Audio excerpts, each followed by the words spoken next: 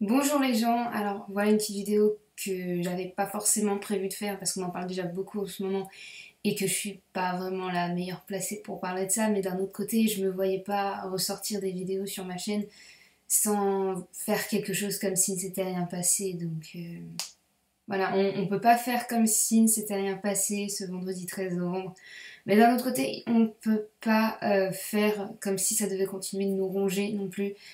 Donc si je fais cette petite vidéo, bon, avec plusieurs semaines de recul, c'est vrai, mais vraiment, faut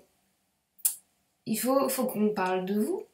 Il y a trois petites choses, en fait, que j'ai envie de vous dire, des petits conseils que j'ai envie de vous donner pour, je sais pas, pour avancer, et voilà, j'espère que ça vous aidera. Déjà, premièrement, ce qui est quand même vachement important, c'est que vous avez le droit d'être triste.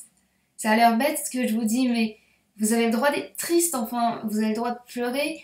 Enfin, vraiment, je dis ça comme si pour vous c'était évident, mais j'ai vu quelqu'un qui s'était mis à pleurer alors qu'on s'était mis à parler de ça, qu'on s'était mis à parler de ce qui s'était passé. Et plus tard, cette personne m'a avoué que elle disait qu'elle ne devrait pas pleurer parce que ça ne lui était pas arrivé directement, que personne dans ses proches n'a été touché et que... Enfin voilà, c'était limite si elle culpabilisait de pleurer. Mais non, il faut pas. Vous avez le droit d'être triste, vous avez le droit de pleurer pour les proches qui ont perdu des gens, vous avez le droit de pleurer parce que, parce que c'était injuste, vous avez le droit de pleurer parce que, ouais, ça aurait pu être vous. Vous avez le droit de pleurer parce que, voilà, le terrorisme, c'est cruel, c'est horrible, c'est dingue que ça se passe à notre époque. Pour nous, ce genre de choses, c'est quelque chose qu'on voit que dans les livres d'histoire. Ça a l'air hypocrite que nous on se mette à pleurer alors qu'au final ça existe depuis longtemps et ça a toujours existé. Le truc c'est que ça se passait dans d'autres pays. Il faut pas culpabiliser parce que vous êtes triste. Et même faut pas culpabiliser tout court. Enfin, vous avez le droit d'être triste. Je vois pas pourquoi on devrait se justifier parce qu'on est triste. Et jamais quelqu'un ne devrait juger votre peine. Donc si quelques jours plus tard vous pleurez parce que quelque chose vous a contrarié, vous pleurez devant un film, enfin vous pleurez pour une raison, enfin c'est normal. Je supporte pas les gens qui voient quelqu'un pleurer et qui disent oh il y a pire dans la vie. Oui, c'est vrai, il y a pire dans la vie, mais moi, ce que je ressens, c'est quand même horrible.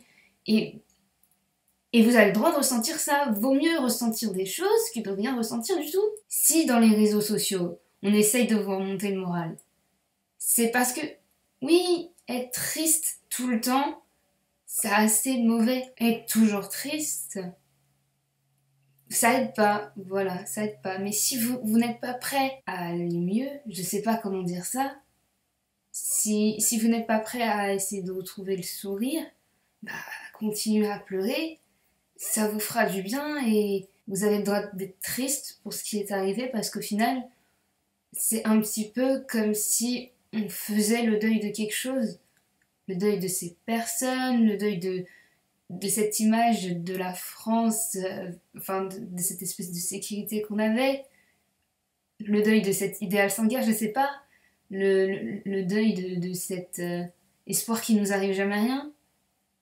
Alors, faites votre deuil parce qu'on peut continuer d'espérer qu'en soyant triste comme ça prouve qu'on est des gens meilleurs.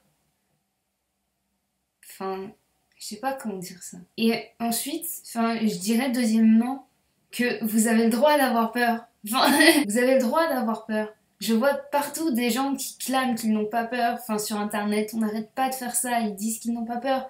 Et moi, je vais être honnête, hein, je flippe ma race, mais ça a toujours été le cas. J'ai toujours eu peur. Et j'essaye de me soigner. Et évidemment, ce qui s'est passé, ça m'a complètement déboussolée. Enfin, mais d'un autre côté, je suis là. Je suis retournée à Paris 3 jours après le vendredi 13. Évidemment, je vais pas vous mentir, là, je me sens mieux. Mais c'est vrai que il m'arrivait quelquefois le soir, quand mes idées noires revenaient, de me dire que la journée que je venais de passer était peut-être ma dernière journée normale, on va dire, pour pas trop déprimer. Donc ouais, il m'arrivait le soir d'être vachement...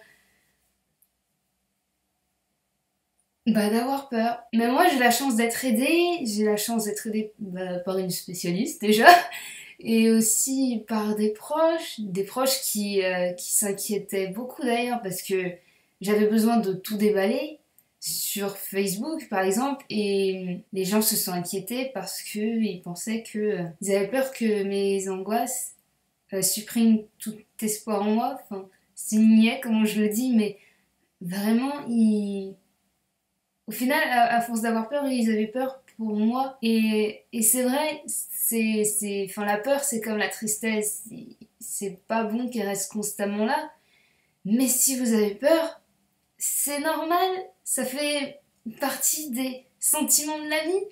Et on vous jugera pas pour ça. Alors criez votre peur, écrivez votre peur, pleurez votre peur aussi si ça vous fait du bien. Enfin, si ça vous rassure, vous pouvez regarder les infos pour savoir ce qui se passe. Et si au contraire, justement, ben, ça vous rend parano, éteignez la télé. Si vous avez peur au point de plus sortir de chez vous, euh, non, c'est pas ce qu'il faut faire. Je vais pas vous obliger de sortir de chez vous, hein.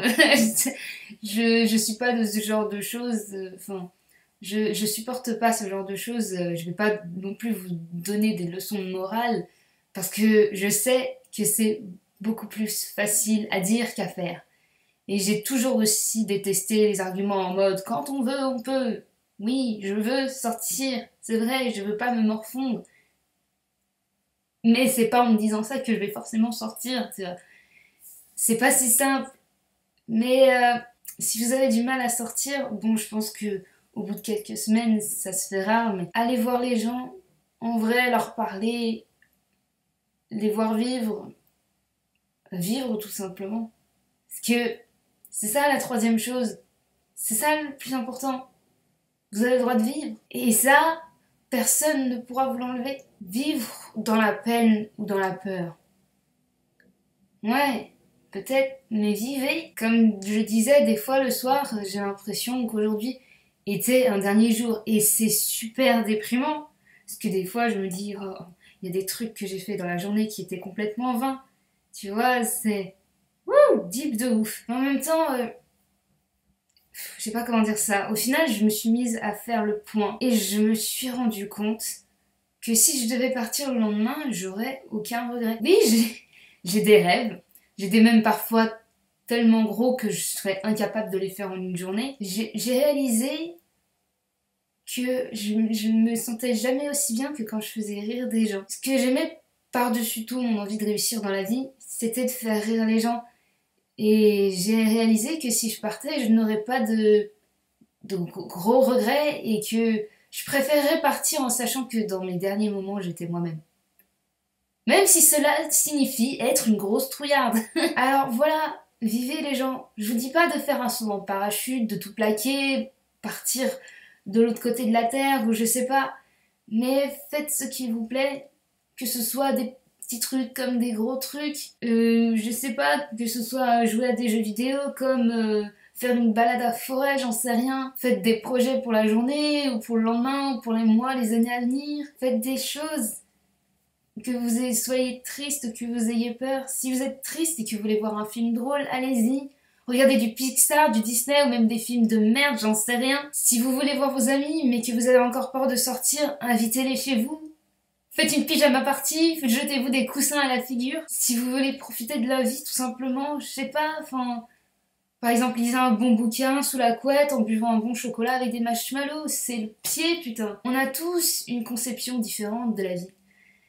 Mais une chose est sûre, c'est que faut pas profiter de la vie comme si la vie était un buffet et que vous vous sentiez obligé de tout manger. C'est plus dans l'idée où vous pouvez goûter à tout, si vous voulez, et savourer les saveurs, ou alors manger que ce que vous préférez parce que ça vous fait plaisir. C'était vraiment une métaphore de merde, mais voilà, faites ce qui vous plaît. Bon, évidemment, dans le respect total, c'est-à-dire que si ce qui vous plaît blesse des gens, c'est un peu couillon. Mais, enfin, faites s'il vous plaît, ça vous rendra heureux et j'ai cet idéal que de voir les gens heureux, ça rend heureux, je sais pas. Et si un sentiment vous retient, comme la peur ou la tristesse, il faut que vous en parliez à quelqu'un, à un proche ou à un spécialiste. Ça vous fera du bien. Retournez à une vie qu'on va qualifier de normale, mais avec peut-être maintenant du coup un gros recul dans l'idée que on, on la savoure peut-être mieux parce qu'on réalise à quel point on a de la chance. Enfin voilà, retourner à la vie normale, c'est pas oublier, c'est avancer. J'ai l'air comme ça de prêcher la bonne parole, mais je dis ça parce que j'ai beaucoup réfléchi sur moi, j'ai beaucoup parlé à des gens qui m'ont donné des conseils.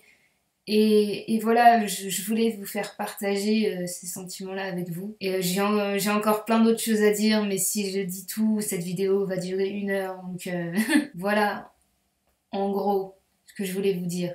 Pleurez, tremblez, criez, riez, vivez. Ah, et il y a aussi quelque chose qui est très important. J'aimerais aussi qu'on ne fasse pas d'amalgame, s'il vous plaît.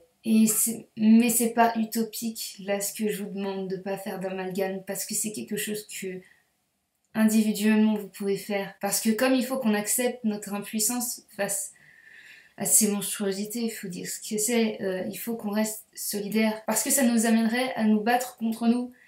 Et ça leur facilitera la tâche, et on veut pas leur faire cette faveur. J'ai bien sûr enfin une pensée envers les victimes et envers leurs proches, que ce soit en France ou partout ailleurs dans le monde, parce que malheureusement ça continue. J'espère que malgré tout, on ressortira plus fort de cette épreuve.